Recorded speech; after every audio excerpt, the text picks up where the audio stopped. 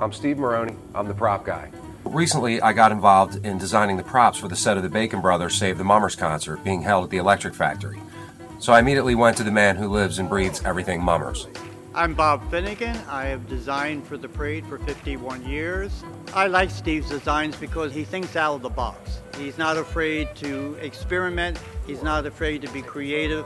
So Bob and I headed off to the Electric Factory to check out the specs on this project.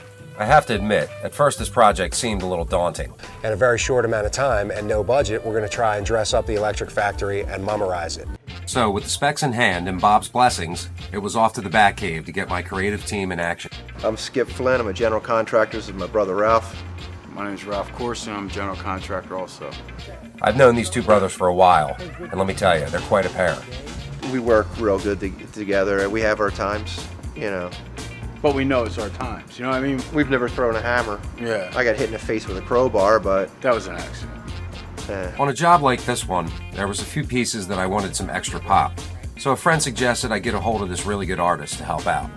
I'm Jenny Lasko and I do graphics and animation, and I'm also a fine artist. So with my team in place, we're ready to make some Mummers magic. Coming up on Props.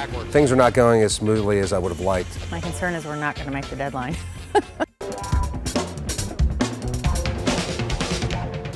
Hi, I'm Steve, the props guy, and I was assigned to create the scene at the Electric Factory for the Bacon Brothers Save the Mummers concert. Now, I've got a great team, but I've got very little time and even less money to work with. Skip and Ralph are like clockwork. They're always under the gun. We're always on a time limit. Like when we go into a house, we tell people we're going to be there for 5 days. And in all actuality, we want to be out of there in 4. Yeah, or even 3. Jenny, on the other hand, is another story. I'm used to painting very, very highly detailed paintings. So this is a far cry from that. I think I would have liked to have accomplished a little bit more on day one, but I think once we get rolling and once we get our process in order, I think we'll start banging this stuff out pretty quick. Things are not going as smoothly as I would have liked. The costumes were supposed to be here this morning, so Bob had something to work on today. We still have, one prop that still has to go from the ground up. So it's going to be a little bit of a challenge today, so hopefully we can get everything done. Thank God I'm fast with the airbrush. If only Jenny and her assistant could move like that. My concern is we're not going to make the deadline. That's only one head. We have 2 hands, another head, and then I think a city scene to do. And we're over halfway used up our time limit. Is this all you got? We only have an hour left. We're working. All right. Still ahead on Props.